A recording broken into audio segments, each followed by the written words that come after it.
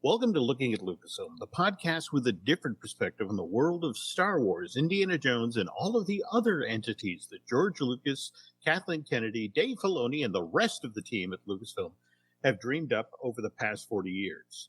I'm entertainment writer Jim Hill, and my co-host, the one, the only, Dan Z, and I are recording this on Wednesday, September 2nd. And I'm wondering now, Dan, should we put Jon Favreau in there along with Lucas and Kathleen and Dave?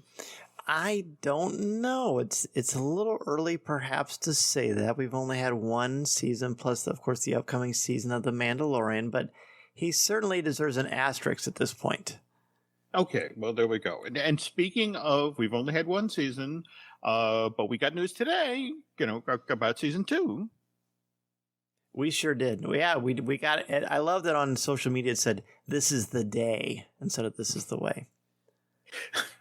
That's I missed the Ugnut thing. Okay, but yeah, we now officially have a day when Mandalorian is returning to Disney Plus. That's October 30th, which is just 8 weeks and change. Pretty great. Pretty great. Everyone is, of course, anticipating. They see this and everyone thinking, "Oh, here comes the trailer. Oh, there's something wrong because there isn't a trailer." Well, no, there isn't anything wrong. They're just not ready to show the trailer yet because this is part of the marketing machine that Disney and Lucasfilm are black belts in karate in. So all we have is that beautiful image, and I'm sure you noticed, and you've seen the comparison shots, but the original Mandalorian logo is that brown with the Mandalorian front and center. Now it's a nice crisp blue with the Mandalorian and the child there looking at one another. And I do like, and I'll put on my English teacher hat for a second, I like that the blue creates more of a warm atmosphere and that they are a tandem. But other than that, that's really all we can really glean from this, in my opinion. Now, it's interesting you bring up, the Mandalorian and the child, because there was this great interview Kathleen Kennedy did with the Wrap back on August 21st, where she talked about when they were looking to establish a tone for the show, that the relationship between the child and Mandalorian. Jon Favreau brought up Peter Bogdanovich's 1973 comedy drama, Paper Moon. Have you ever seen that? Or I have not. It's a wonderful sort of character study. It's basically Ryan O'Neal plays this Depression era con man who agrees to take this young orphan girl from Kansas to her aunt's home in Missouri. And now what makes this interesting is the orphan girl, who they kind of insinuate the con man may be the father of, was played by Ryan O'Neal's actual daughter, Tatum O'Neal. And it really sort of permeates the film, the actual relationship that these two have. And anyway, it's a huge success in 73. In fact, Tatum wins the Academy Award that year for Best Supporting Actress. And because this is the 70s and, things like MASH or hit television series, ABC decides to develop a sitcom of Paper Moon, which it debuts on that network in September of 1974. So literally, 15 months after it's in theaters, it's on ABC. But instead of Tatum O'Neal playing the young orphan girl, they get Jodie Foster. And what I've always found fascinating about this is that the series is very short-lived, Dan. Only runs till January of 75. And so she finishes working on the sitcom, and the very next thing that Jodie goes up for is Star Wars. She's one of the folks that George Lucas looks at for Leia.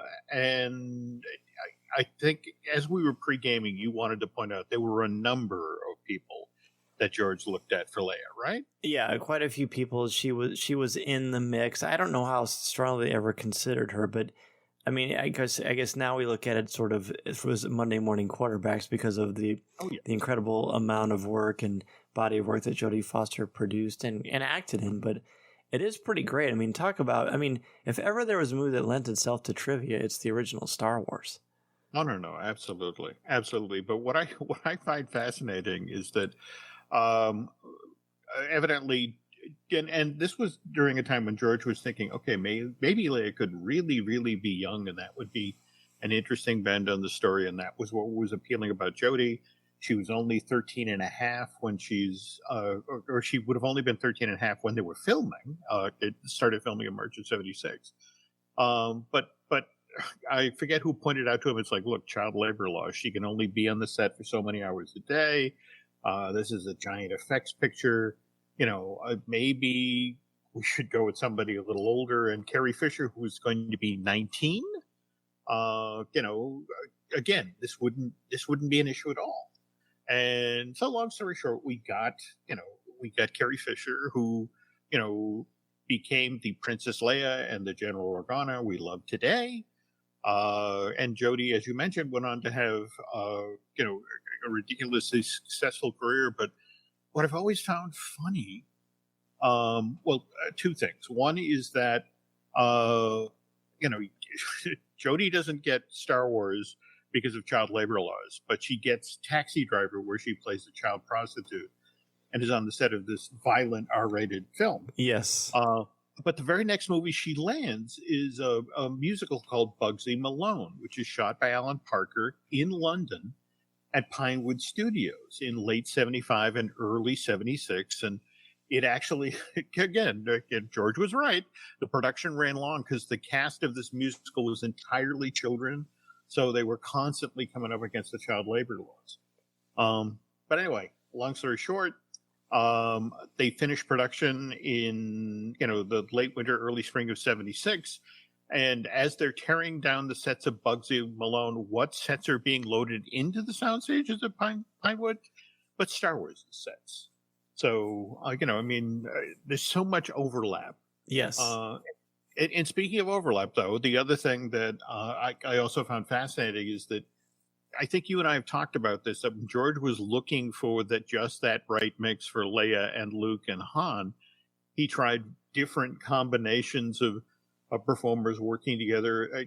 Was it Christopher Walken and Amy Irving who were one set of Han and Leia? I believe so. And then Cindy Williams and William Catt.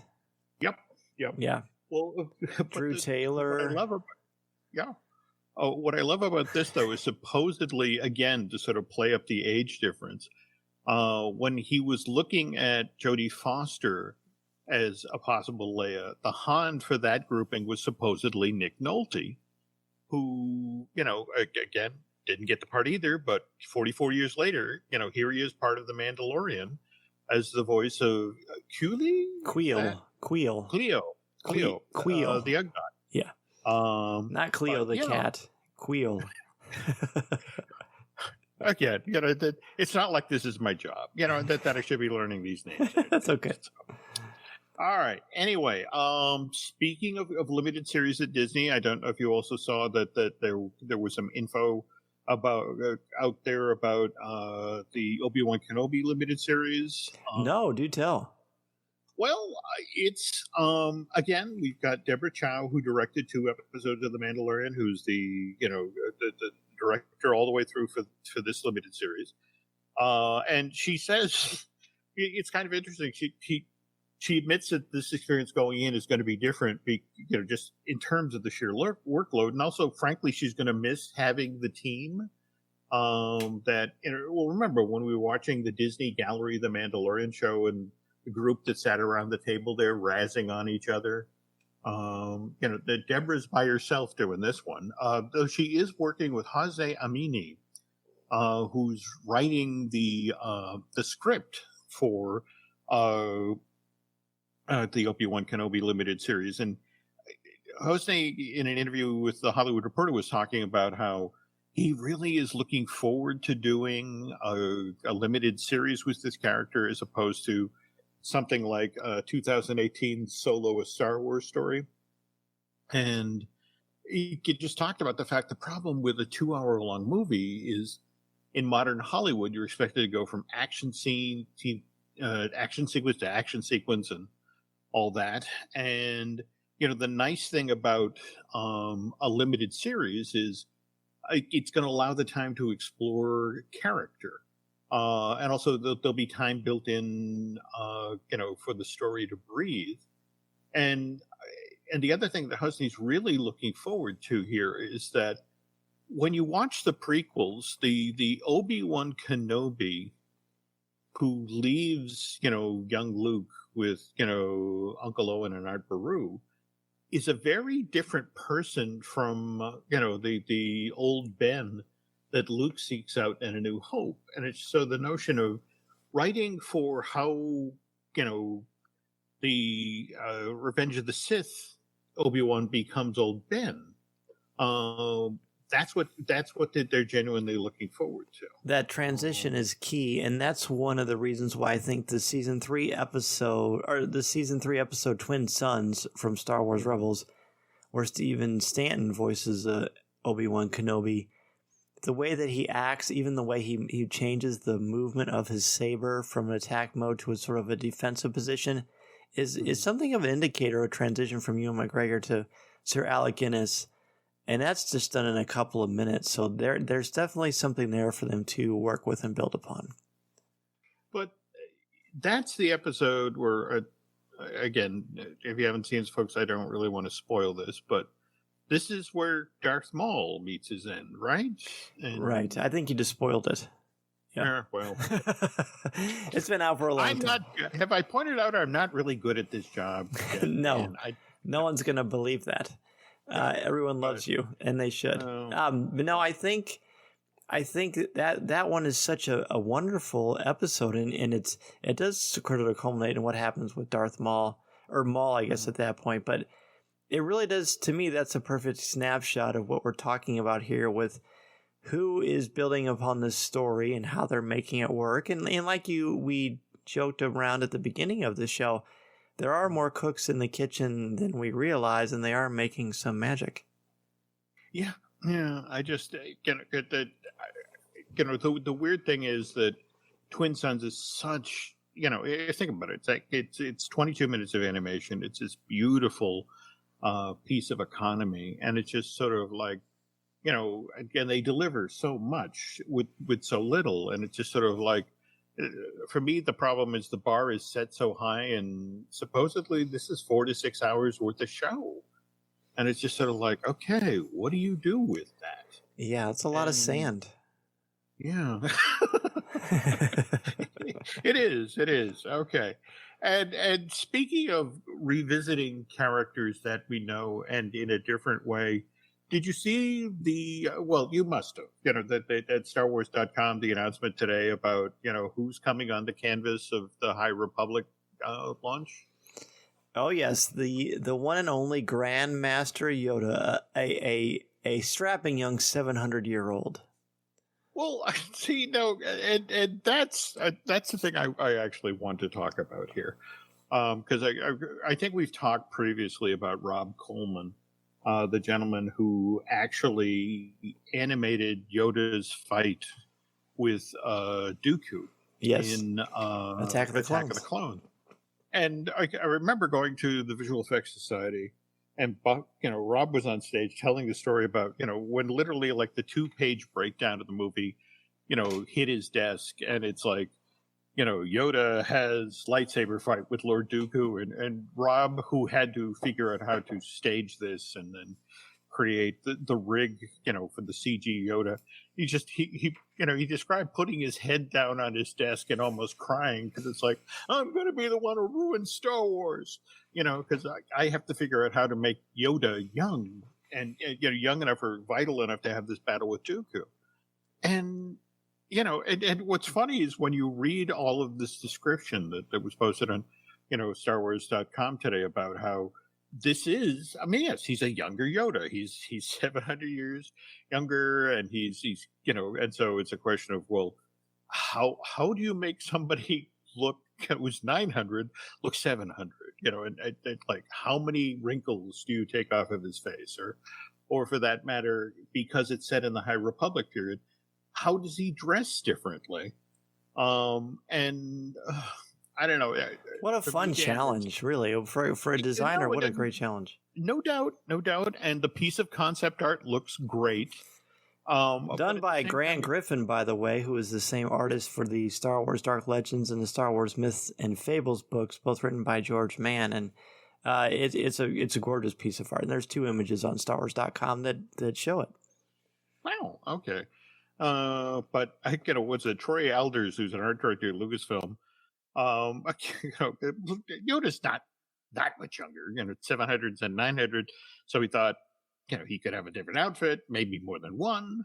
But again, it's slightly younger, but fairly close to how he looks in Phantom Menace. So it's a hard Venn diagram to line up. But at the same time, it reminded me, there's this great joke that Jerry Seinfeld used to tell about, the awkward social situations we all find ourselves in. And he said, picture you have a friend who used to be 400 pounds, who's lost 100 pounds. And which is, don't get me wrong, huge personal accomplishment, but he's still 300 pounds. He's still overweight, and it's like, but this is the first time you see him. So what do? You over-compliment, because again, you want to reward the friend, for having accomplished this. So, oh my God, look at you. You look like a stick, and it just, you bury the needle in the other direction. So again, looking today at that wonderful piece of concept art that you mentioned of Yoda, it's just sort of like, it's like, what do you say in a situation? Like, wow, you look great. Have you done something different with your ear hair? I don't know. I'm still very much looking forward to everything that the High Republic, is trying to do here. Right. And it only makes sense that Yoda would be in it if it's, in the heyday of the Jedi, and it's only a couple hundred years before the Phantom Menace, then Yoda has to be in it. He has to be front and center. Oh, no, absolutely. But what's kind of interesting, and again, that's what's tantalizing about this whole High Republic thing, is the teases. They talk about in this period of Yoda's life, he's still a respected member of the Jedi High Council, but he's more of a journeyman. He's out in the world, but at the same time, he's also still a teacher. He's Chuck Norris. Yeah, just going to be fascinating to see, where this goes, and But again, this all gets started in January of next year, right? Yes, it was moved back a couple times, but January is the new current date, and it's going to be here before you know it. Not as soon as the 8 weeks till season 2 of The Mandalorian, but it's going to be a lot of fun. Can't wait. Okay, so now we were just talking about folks who changed up their looks, and Daisy Ridley, after she completed working on Rise of Skywalker, changed up her look a little bit. And in fact, she just did an interview, I think, with EW, where she talked about how because right after that J.J. Abrams movie came out, she wasn't getting cast in anything. And, in a weird sort of way, she said it was actually a good thing. The quote here is that she said she was forced to slow down, so it was good for me mentally, because Star Wars had been such a big thing in my life. But she talked about at the beginning of this year, 2020, nothing was coming through. There were loads of things that she auditioned for and then didn't get. And she's like, oh, now no one wants to employ me. But then she had that moment. But then she said, well, everything in its right time.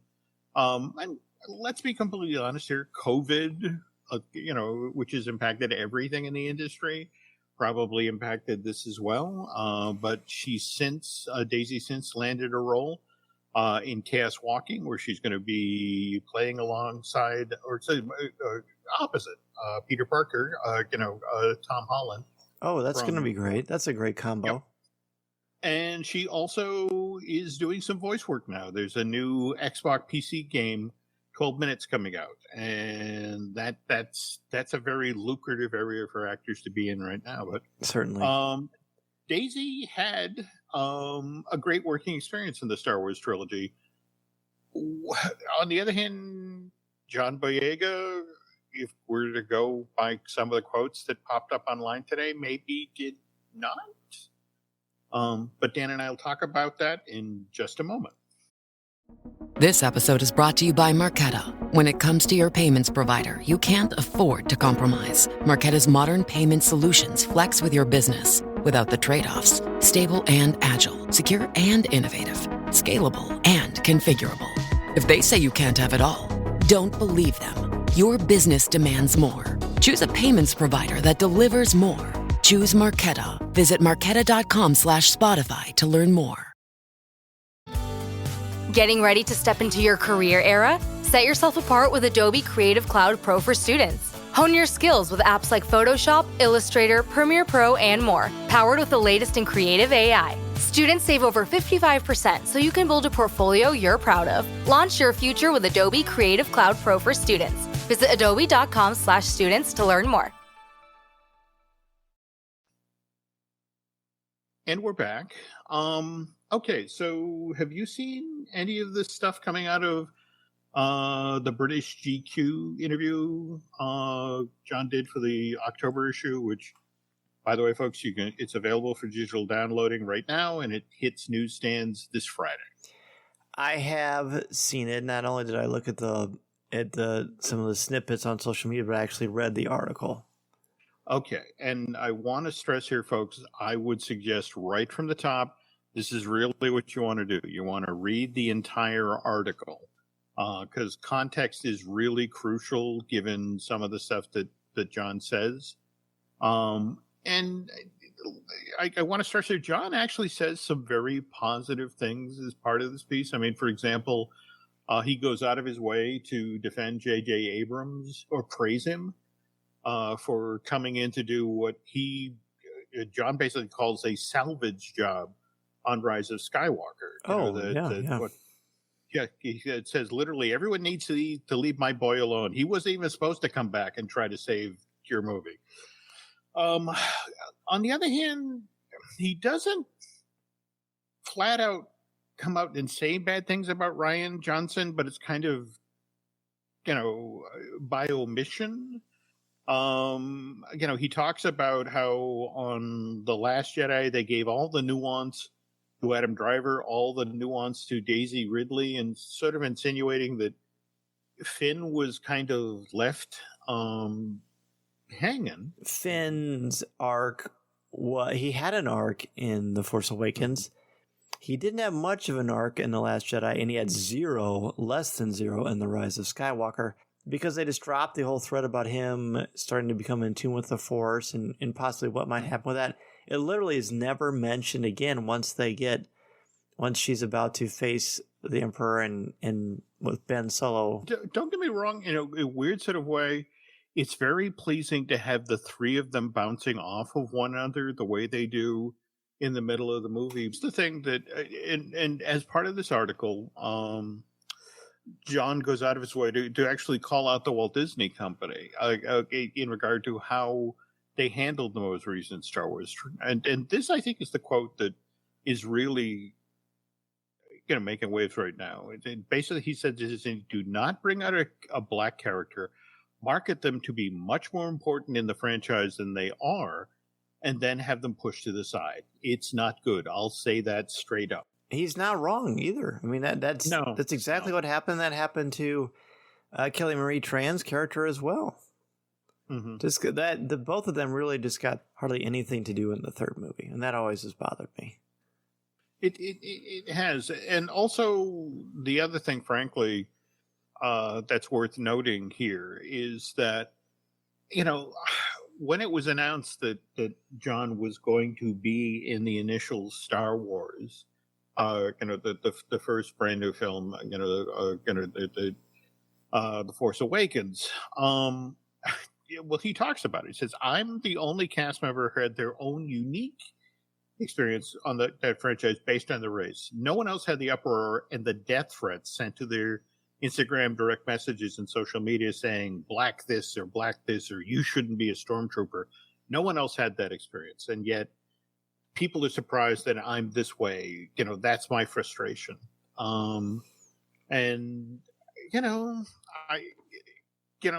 Seriously, We can't possibly, as two white males, we can't possibly understand how he feels. We can certainly empathize and understand and much respect and love to him for what he put up with and the grace and the dignity he portrayed, through the years of creating these Star Wars films. And now that the dust has settled, he's having a chance to just be very candid. And I totally respect and admire that. And I wish there was more of that. You have to. Now, I'm hoping, especially given the way Disney and Lucasfilm behaved after, Jon spoke in London back in early June about Black Lives Matter. I mean, yes. They were totally supportive and, go behind him. I'm hoping that they can get behind him for being this candid. In fact, he closed out the Star Wars related portion of this interview by saying, so, what do you want me to say? What they want me to say is I enjoyed being a part of it. It was a great experience. No. I'll say that when it actually was a great experience. And a very wise woman, one Nancy Statler, once told me, you can't tell other people how to feel, and this is legitimately how Jon feels. And but weirdly timed, though, because on the tail end of our last looking at Lucasfilm, Dan and I were talking about what should we do for our next show, and we both found out that for some reason, and I cannot understand this, Dan, how it is that I missed Red Tails when it was initially released to theaters in 2012. For the life of me, I can't figure out why it is I didn't check this film out. How did it get by you? I remember it being out, and I remember wanting to see it because George Lucas was attached to it. But by the time I got around to it, that was actually around the time when I was proposing to my wife. And then when we ended up getting married, so I think that was probably what was on my mind first and foremost. But I always did want to see it, and now I can say that I have.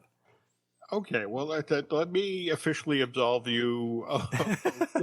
That's the ultimate get out of jail free card right there. I was getting ready to propose to my wife. It's like, you're off the hook. Me, on the other hand, I have no excuse, and which is why I was embarrassed. This movie, by the way, folks, is available. It was released through 20th Century Fox, so it's now part of Disney's film library. You can watch it on Disney Plus whenever you want, and I cannot stress highly enough that you should go watch this movie immediately. I was floored. It's very, very powerful, very entertaining. But at the same time, it's just sort of like, this is a project that evidently Lucas had been working on since 1988.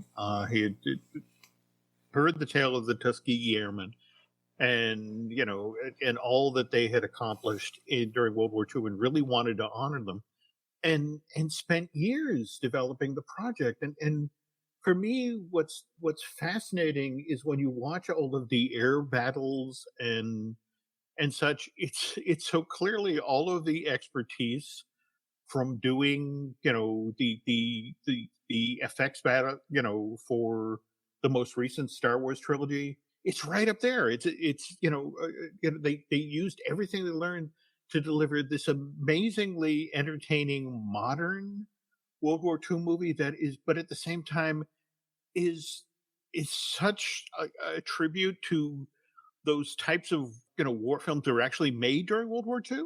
Oh yes, absolutely. I think so. It's kind of like a love letter to classic World War II films, I think, but also brings up an incredibly important aspect that is as often overlooked, and that is the horrible element of racism, and how even when Black people are trying to help fight for our country, they still have so many obstacles they have to overcome.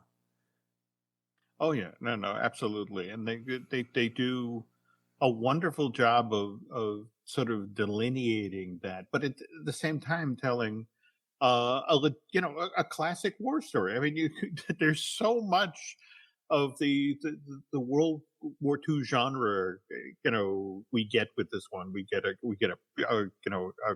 prison camp escape. We get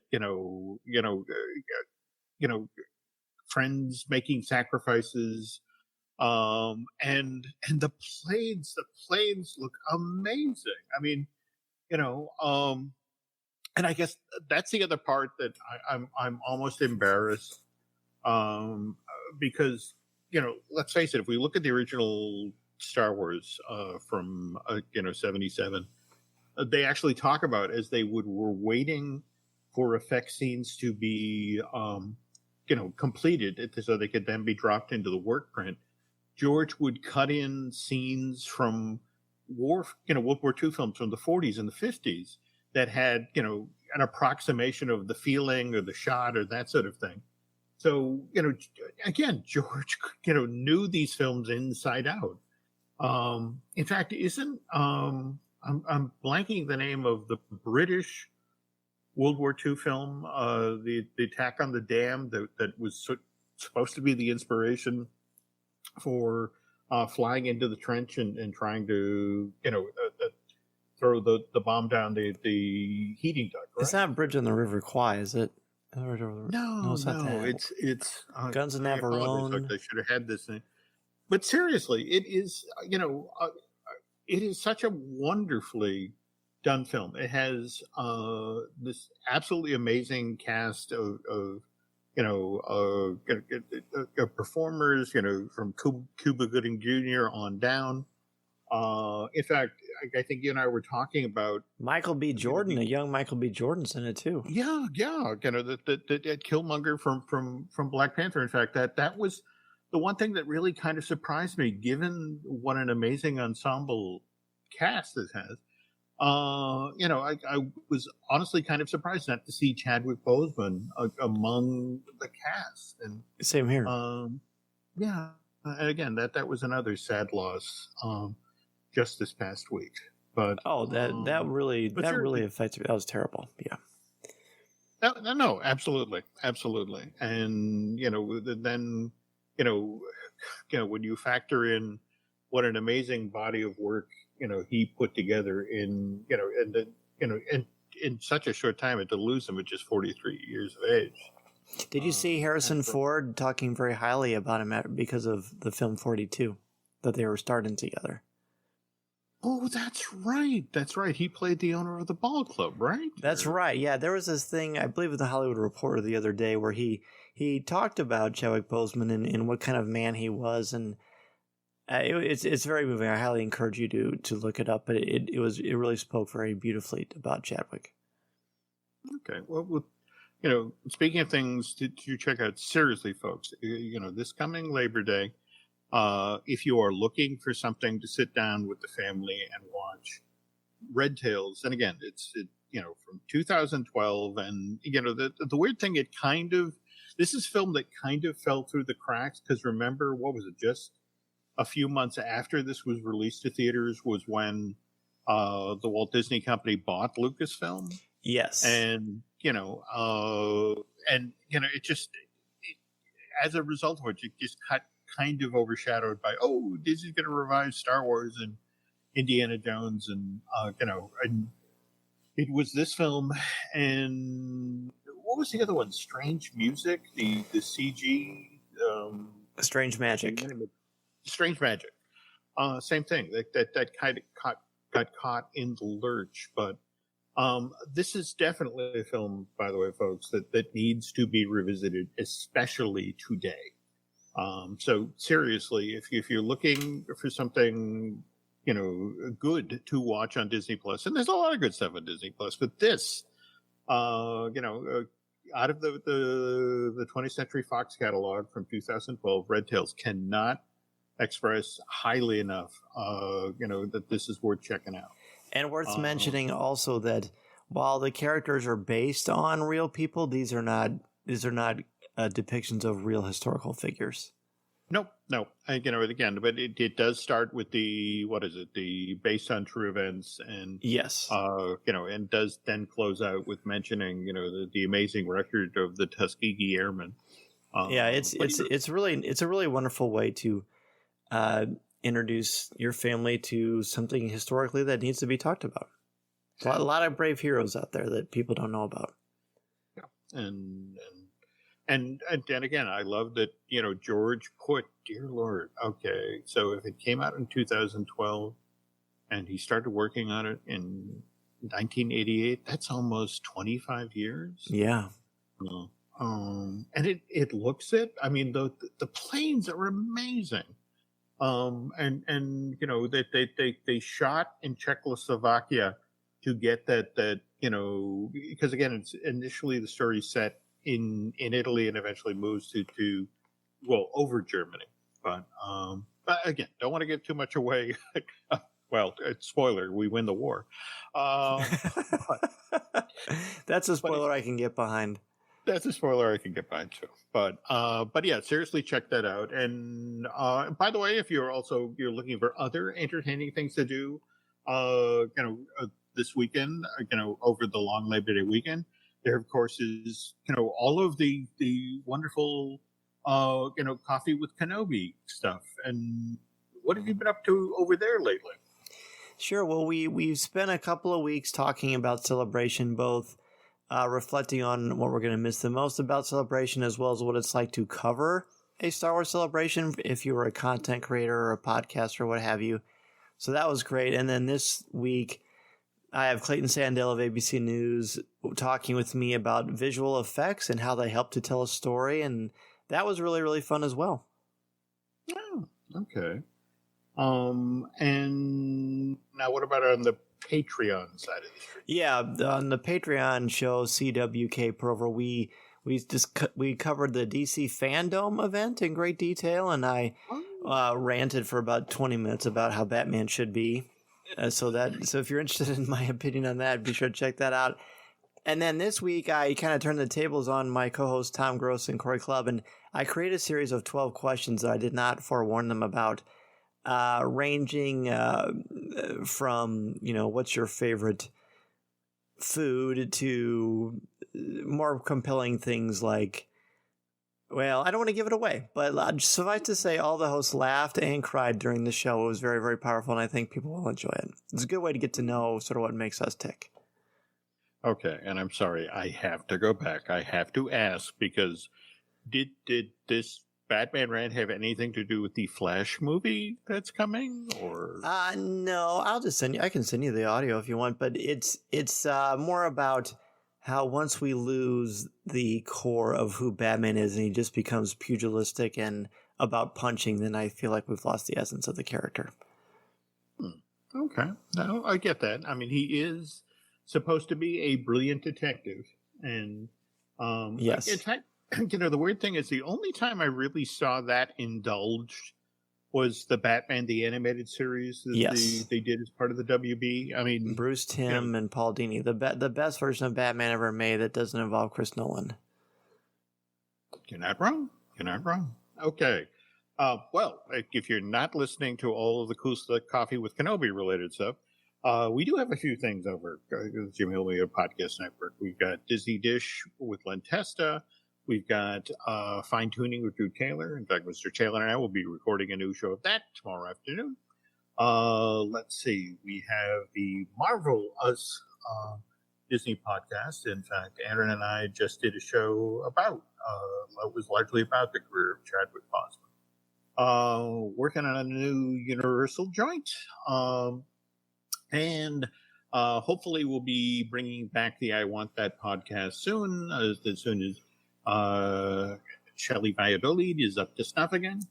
Tell you what, folks, if you could do Dan and I a favor, if you could head over to iTunes and rate and recommend not only Coffee with Kenobi, but also Looking at Lucasfilm, that would be very helpful.